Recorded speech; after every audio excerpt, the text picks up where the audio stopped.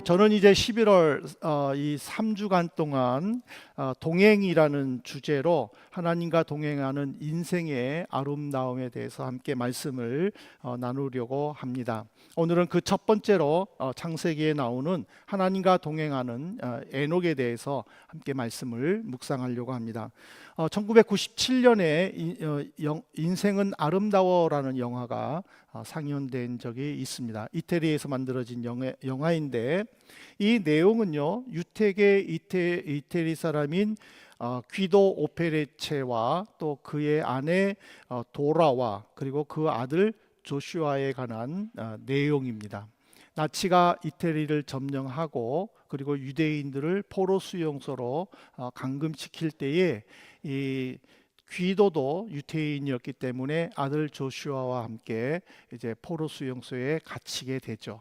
아버지는 이제 아들이 불안하거나 또 무서워할까봐 모든 수용소에서 일어나는 모든 상황을 게임으로 설명을 합니다.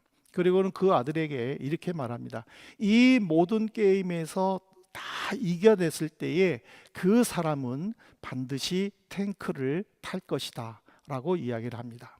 그리고는 이제 어느덧 이제 시간이 흘러서 나치가 점점 상황이 어렵게 된 것을 알게 된 이제 귀도는 또 자기 아내가 갇혀 있는 여자 포로 수용소에 변장을 하고 잔입을 해서 아내를 데려오려고 계획을 세웁니다. 그런데 이제 그것이 발각이 되죠.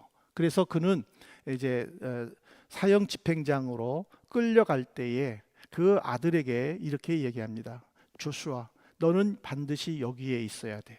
너가 여기에 있을 때에 너는 살 거야. 그리고 탱크가 너를 태워줄 거야 라고 이야기를 하면서 그 아들이 불안하지 않도록 두려워하지 않도록 막 이상한 행동들을 하고 그래서 아들이 이렇게 웃도록 이렇게 해주죠. 그리고는 이제 처형장으로 끌려가는데 이 내용들을 보면은요, 인생은 짧고 그리고 모순된 상황을 맞이해야 하는 고통의 연속이지만은 그럼에도 불구하고 인생이 아름답다라고 말하는 것은 그 고통에서 빛나는 어떤 인간성이나 또 희망을 보기 때문이죠. 우리가 삶 속에서 참 고통이 많죠.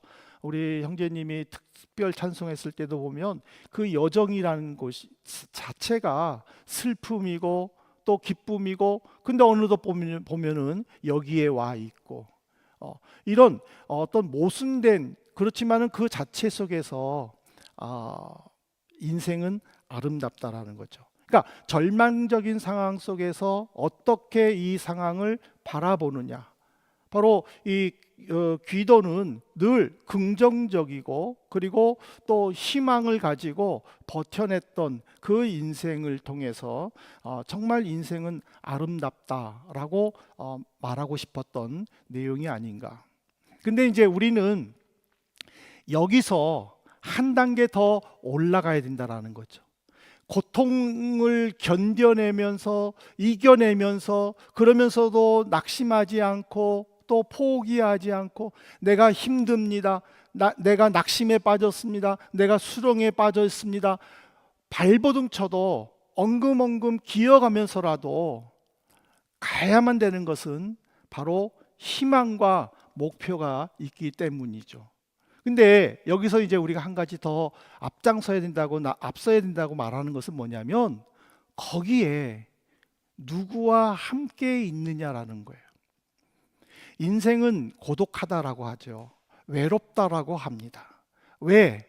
나 혼자 그 고통을 발버둥 쳐야 되고 나 혼자 거기에서 빠져나와야 되고 누군가가 아무도 나를 그 모습을 보면서도 도와주지 않고 바라만 보기 때문에 외로움을 사람들은 느끼는 거예요.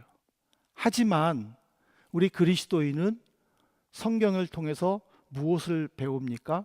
거기에 누가 계시다? 하나님이 계시다. 내가 발버둥 치지만은 내가 막 몸부림치지만은 나 혼자 몸부림치는 것이 아니라 거기에는 하나님이 계시다라는 거예요. 성령님이 계시다라는 거예요. 성령님이 인도해 주시고 성령님이 가르쳐 주시고 성령님이 그것을 견뎌낼 수 있는 힘을 주시는 이 동행, 그래서 그거 인생이 아름답다라는 거예요. 이런 정의를 바로 창세기 5장에서 아담의 족보 속에서 보여주고 있습니다. 여러분들 창세기 5장을 읽어보셨습니까? 이 5장은요 길어요. 긴데 또 죽어요. 근데 이름은 또 몰라요. 그냥 뭐 상호, 복자, 정규 뭐 이러면은 쉽겠는데 뭐 무드셀라, 뭐 라멕, 뭐 또 이상한 말들이 막 혀가 꼬이는 이런 말로 하니까는 이 4장 5장은 참 읽기가 지루해요. 그럼에도 불구하고 이 지루한 창세기 속에서 하나님은 우리에게 주신 교훈이 있다라는 거예요. 그 교훈의 첫 출발을 히브리서 9장 27절에서 이렇게 말합니다. 한 번 죽는 것은 사람에게 정해진 것이요 그 후에는 심판이 있으리니. 그러니까는 5장은요 살다 죽다가 계속 반복돼요. 몇 살에 태어나서 몇 살에 아이를 낳고 몇 살에 죽다, 이게 계속 반복되는 거예요. 그러니까는 이 살다 죽다를 통해서 하나님은 우리에게 분명히 가르쳐 주는 것은 뭐냐면 모든 사람은 다 죽는다라는 거예요.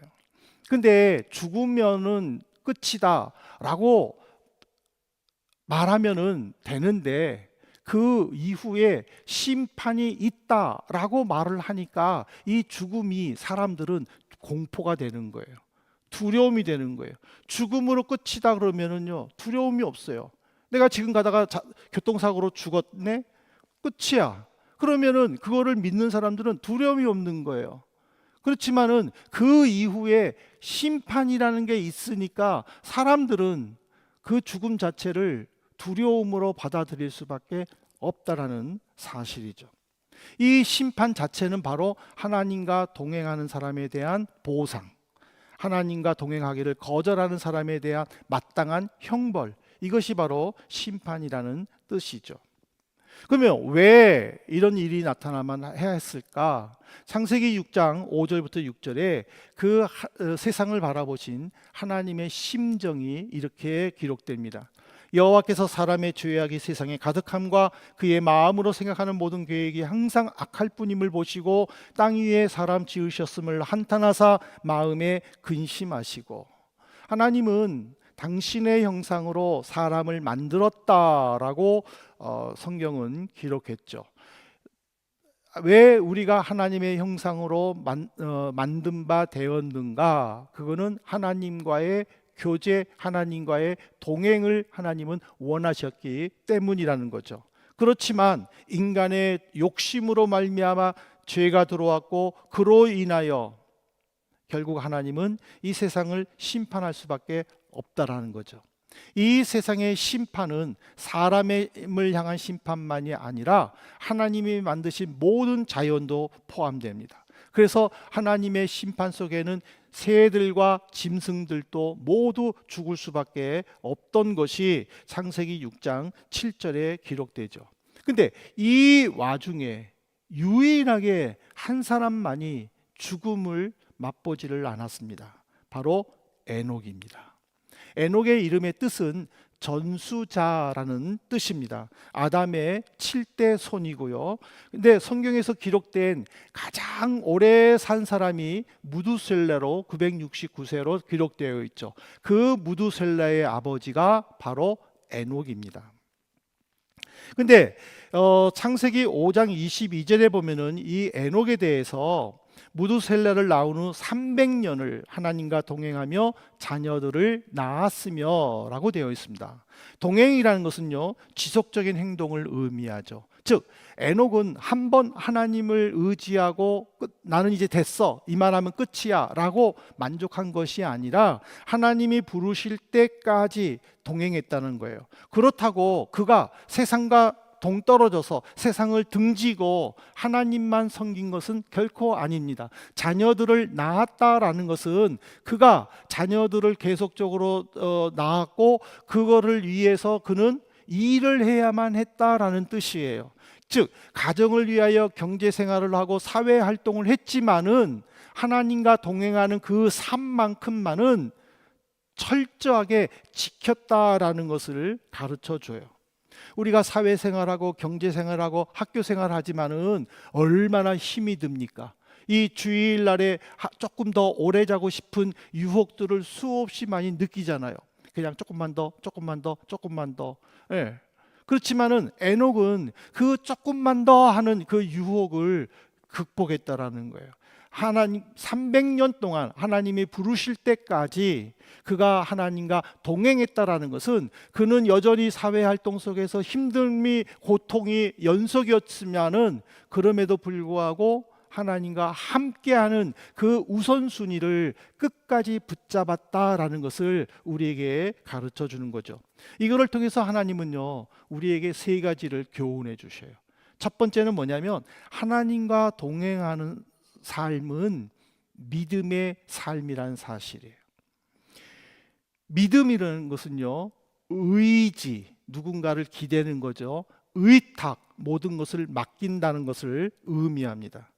내가 하나님을 믿습니다 라는 고백에는요 무엇이든지 하나님을 의지해야 돼요. 그리고 모든 것을 하나님께 맡겨야 돼요. 내가 하나님을 믿습니다라고 고백했지만 이거는 하나님께 맡기지 않아도 될 것 같은데 이거는 나 혼자 할 수 있을 것 같은데 하고 맡겨야 될 것과 맡기지 말아야 될 것, 또는 중요하게 여겨야 될 것과 중요하게 여기지 아니할 것, 이것을 구분해서는 안 된다라는 사실이죠. 이 4장과 5장에 보면은요 에녹이 두 사람이 나와요. 동명이인이에요. 4장에는요 그 에녹이 가인의 아들이라고 4장 17절에 기록되어 있어요. 근데 그 에녹의 아들이 누구냐면은 하나님께서 만들어 주신 일부 일처의 결혼 제도, 이거를 처음으로 깨트리고 두 여인과 결혼하고, 그리고 하다못해 자기를 조롱했다고, 자기를 우습게 봤다고 사람까지 죽인 라멕이 나옵니다. 즉 가인의 아들 에녹은 라멕을 낳죠. 가인은 동생 아벨을 죽였지 않습니까? 즉 에녹을 볼 때에 아버지, 아들, 이 3대가 에녹의 할아버지 아담의 모습을 배우지를 못했어요. 그래서 이 창세기 4장에는요 가인의 후손이 라멕으로 끊어져요. 더 이상 가인의 족보가 나오지를 않습니다. 그리고는 5장으로 넘어가죠. 그 5장은 바로 아담의 세 번째 아들 셋의 족보로 기록돼요. 그러면서 아담의 7대 증손자인 에녹이 나옵니다. 그리고 그 에녹은 무드셀라를 낳고 3년 동안 하나님을 동행하면서 믿음으로 살게 되죠. 그래서 히브리서 11장 5절에 보면은요 이 에녹에 대해서 이렇게 증언을 합니다. 믿음으로 에녹은 죽음을 보지 않고 옮겨졌으니 하나님이 그를 옮기심으로 다시 보이지 아니하니라. 그는 옮겨지기 전에 하나님을 기쁘시게 하는 자라 하는 증거를 받았느니라. 기쁘게 하다라는 것은요 만족하다라는 뜻이에요. 에녹은 하나님으로 만족했다라는 거예요. 하나님으로 인해 즐거움을 누렸다라는 거예요. 눈에 보이지 않는 하나님이지만은 신뢰하고 그분의 뜻에 순종하는 믿음의 열정을 보였다라는 것이에요. 이 때문에 이 하나님은 에녹을 통해서 우리에게 주시는 교훈은 뭐냐면은 동행은 믿음이라는 거예요. 이 믿음은 열정이 있어야 된다는 거예요. 그 열정은 바로 두 가지로 나타난다는 거예요. 첫 번째는 뭐냐면 냄비형 크리스찬이 있고 뚝배기형 크리스찬이 있다라는 거예요. 여러분들이 라면 끓일 때 냄비에 끓입니까? 뚝배기에 끓입니까? 라면 끓일 때 냄비에 끓여요. 왜 냄비에 끓여요? 금방 끓으니까. 뚝배기는요 금방 안 끓여요. 마음은 급해 죽겠는데 물도 오래 끓으니까는 뚝배기는요 나중에 끓이잖아요. 안 쓰잖아요. 근데 냄비형 크리스찬의 특징이 뭐예요? 금방 끓는데 금방 식어요. 그렇잖아요. 냄비에다가 라면 끓여놓고 한 5분 지나면은요 라면이 식어요. 근데 뚝배기는요 끓어지는 순간이 굉장히 오래 걸려요. 더디 걸려요. 그런데 그 뚝배기에 담겨 있는 음식은 오래오래 가요. 그래서 뚝배기 비빔밥이 있잖아요. 그 뚝배기 비빔밥은 뭐냐면 다 먹을 때까지 밥이 식지가 않으니까 밑에는 뭐가 생겨요? 누룽지가 생기는 거예요. 우리 성도는요 뚝배기형 성도가 되어야 되는 거예요. 내가 하나님을 믿었을 때에 뜨거웠고 열정이 보였을 때에 식어서는 안 된다라는 거예요. 그래서 하나님과의 동행은 믿음이라는 거예요. 그 열정을 바로 에녹은 300년 동안 보여줬다라는 거예요. 우리도 그런 모습을 가져야 된다라고 지금 가르쳐 주시는 거예요. 두 번째로 이 하나님과 동행한다라는 교훈은요 순종하는 삶을 보여야 한다라는 뜻을 가르쳐 줘요. 하나님과의 동행은요 하나님과 교제하는 것으로 만족해서는 안 되는 거예요. 하나님과 함께하기 위해서는요 내 성질을 죽여야 돼요. 상대에 대한 배려하는 마음이 커야 돼요. 저도 이번 주일날에 너무 힘들었어요. 지난주일하고 이번 주일날에 얼마나 힘들었는지 몰라요. 내 스스로가 하나님 앞에서 나는 낙심합니다. 나는 절망합니다. 이 구렁텅이에서 헤어나오고 싶습니다라고 2주 동안 내가 얼마나 몸부림쳤는지 몰라요. 근데 결국에는요 내 성질이에요. 하나님은요 안 급해요. 뭐 한 사람 나오든 안 나오든 그게 뭔 상관이야. 그냥 있는 사람이 한민교회를 위해 헌신하고 충성하고 오직 주의 영광만을 나타난 것을 보고 그 속에서 기뻐하고 감사해야지. 한 사람이 안 나온다고 해가지고 속상해하고 그것 때문에 다른 사람들을 놓치면은 그거는 누구 잘못이에요? 하나님 잘못이 아니잖아요. 내 잘못이잖아요. 내 성질 죽이지 못해가지고. 그러니까 우리가 하나님을 동행합니다 라고 했었을 때는요 내 성질을 죽여야 되는 거예요. 내가 이렇게 준비했는데 내가 이렇게 노력했는데 제대로 되지 않았을 때에 우리는 씩씩거린다는 거예요. 내가 왜 이렇게 준비했는데 하나님은 왜 응답 안 해주십니까? 나로 하여금 왜 낙심하게 합니까? 나로 하여금 왜 좌절하게 합니까? 근데 하나님의 입장에서 우리가 한번 생각해 봐야 된다는 거예요. 왜 안 됐을까? 하나님이 나에게 더 요구하는 것이 무엇일까? 그거를 생각해 봐야 된다는 거예요. 그래서 아모스 선지자는요 아모스 3장 3절에서 이런 말을 해요. 두 사람이 뜻이 같지 않은데 어찌 동행하겠으며. 뜻이 같다라는 것은요 의견 일치잖아요. 밀접한 관계를 형성하지 않으면요 절대 함께 할 수 없다라는 것이 바로 뜻을 같지 않다라는 뜻이에요. 여러분들 그런 거 아세요? 친구의 진정한 우정을 알기 위해서는 함께 여행을 가봐라 있잖아요. 평소에는 아주 친절하고 여유 있어 보고 아주 대담해 보이는 것처럼 보이지만은 같이 여행을 갔었을 때에 성향이 다르면은요 그 사람의 본 성품이 나오는 거예요. 그 사람의 본 마음과 진심이 나온다라는 거죠.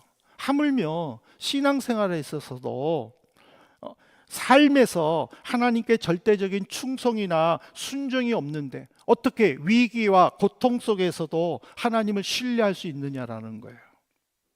그리고 하나님과 동행할 수 있겠느냐라는 거예요. 그렇기 때문에 하나님이 우리에게 아픔을 주거나 우리에게 부담감을 주거나 우리에게 어떤 고통을 줄 때에는 그 속에서 하나님께서 나를 더 의지하라고, 내가 너와 함께함을 분명히 믿으라고 우리에게 자꾸 인식해 주는 거예요. 하나님과 멀어져 갈 때에 하나님은 그것을 끌어당기기 위해서 나에게 위기를 준다라는 거예요. 내게 고통을 준다는 거예요. 그래서 다시 한번 하나님 잘못했습니다. 내가 주님만 신뢰합니다. 내가 주님만 의지합니다. 내가 주의 말씀에 순종하겠습니다 라고 고백하며 다시 하나님께 돌아갈 수밖에 없다라는 거죠. 그러므로 우리는요 모든 삶에서 내가 어떻게 하나님과 가까워질 것인가, 내가 어떻게 해야만 하나님께 순종하는 모습을 보일 수 있는가, 우리는 늘 고민하며 묵상하며 사는 것이 순종의 삶이라는 거예요. 우리는 좀 그 실수하는 게 하나 있어요. 교회 생활하면서 이게 무슨 실수냐면은 내가 무언가를 액션을 취해야만 하나님이 나와 함께하고 하나님이 내게 복을 줄 거다라고 생각을 해요. 그래서 내가 뭔가 액션을 취해요. 그러니까 봉사도 하고 막 활발하게 뭔가를 하려고만 해요. 그러다가 번아웃 오잖아요. 지치잖아요. 근데 하나님은 어떤 액션을 막 취하기보다는 하나님은 우리에게 딱 한 가지를 요구하세요. 그게 뭐냐면은 나와 함께 하자라는 거예요. 나와 같이 가자라는 거예요. 내가 뭔가를 막 해야만 할 것 같다는 거는 내가 무언가를 해야 할 것 같은 마음인 거잖아요. 이걸로 안 하면 불안해. 목사님이 뭔가를 시켰는데 그거를 거절하면은 이러다가 내가 잘못되는 거 아닐까 하고 불안해하는 것 그 자체가 내가 이 일을 해야만 했는데 안 했다고 해서 무슨 일이 생길까라는 불안감이라는 거죠. 그렇지만 그 일이 내게는 정말 부담이 되고 맞지 않을 때는 놓고 하나님과 함께 하려고 하는 그 마음이 먼저 있을 때에 그 마음에는 평안이 있다라는 거예요. 그래서 오늘 우리는 나와 함께 하자라고 하는 이 말씀에 우리는 먼저 순종해야 될 줄로 믿습니다. 그래서 하나님과 함께 하면서 내 믿음의 모습이 점점 변해지고 그리하여 내가 자원하여 내가 이 일을 하고 싶습니다. 이 일을 해보겠습니다. 라고 할 때에 그 봉사가 즐겁다라는 거예요. 마지막으로 하나님과 동행하는 세 번째 교훈은요, 영원한 생명으로 이끌어 주심을 믿어야 한다는 사실이에요. 보세요. 에녹을 중심으로 에녹 전에는요 살다 죽었다가 반복되었어요. 그런데 에녹을 통해서는요 죽지 않았다가 기록되어 있어요. 창세기 5장 24절에 기록되어 있잖아요. 에녹이 하나님과 동행하더니 하나님이 그를 데려가심으로 세상에 있지 아니하였더라. 죽었어요. 죽었는데 죽지 않았잖아. 다른 사람은 죽었다라고 끝났잖아. 그렇지만은 에녹은 데려가셨다라고 되어 있잖아요. 성경에 유일하게 두 사람이 살아서 하나님께 간 사람이 있어요. 에녹과 그리고 열왕기상의 엘리야예요. 두 사람은 유일하게 죽음을 보지 않고 산채로 하나님께 갔어요. 아까 히브리서 9장을 통해서 사람은 모두 죽을 운명이다라고 저는 말했습니다. 이거는 변하지 않는 진리예요. 아무리 살려고 발버둥 쳐도 언젠가는 반드시 죽는다라는 거예요. 하지만 하나님으로부터 택함을 받은 그 성도는 그 죽음을 넘어 하나님의 나라로 가는 영원한 생명이 보장되어 있다라는 거예요. 이게 어디에 나왔냐고요? 요한계시록 21장 3절이에요. 이 요한계시록은 예수님의 제자 요한이 환상을 통하여 천국의 모든 것을 보고 기록한 성경이 요한계시록이에요. 그 계시록 21장 3절에 이렇게 기록되어 있어요. 내가 들으니 보좌에서 큰 음성이 나서 이르되 보라 하나님의 장막이 사람들과 함께 있으며 하나님이 그들과 함께 계시리니 그들은 하나님의 백성이 되고 하나님은 친히 그들과 함께 계셔서 하나님께서 하나님의 백성들과 같이 산다라고 기록되어 있어요. 이 세상은 반드시 심판하죠. 이 세상은 멸망해요.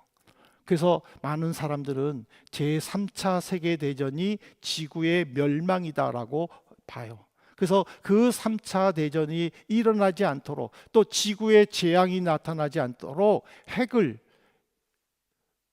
조절하는 협약을 맺기도 하고 점점 핵을 만들어가는 모든 재료들을 폐기하는 협정을 맺고 있는 거예요. 그것은 뭐냐면 지구의 종말을 조금이라도 늦추려고 하는 인간의 노력들이죠. 하지만 언젠가는 이 수많은 나라가 가지고 있는 핵이 언젠가는 터진다라는 거죠. 그것이 지구의 종말로 많은 사람들은 그렇게 보고 있죠. 그러니까는 결국에는 이 심판으로 인하여 이제 하나님이 이 세상에 오신다라는 거예요. 다스리신다라는 거예요. 그 다스림의 하나님의 백성이 누구냐? 바로 하나님과 동행하는 에녹과 같은 삶을 사는 사람들에게 나타난다라는 거예요.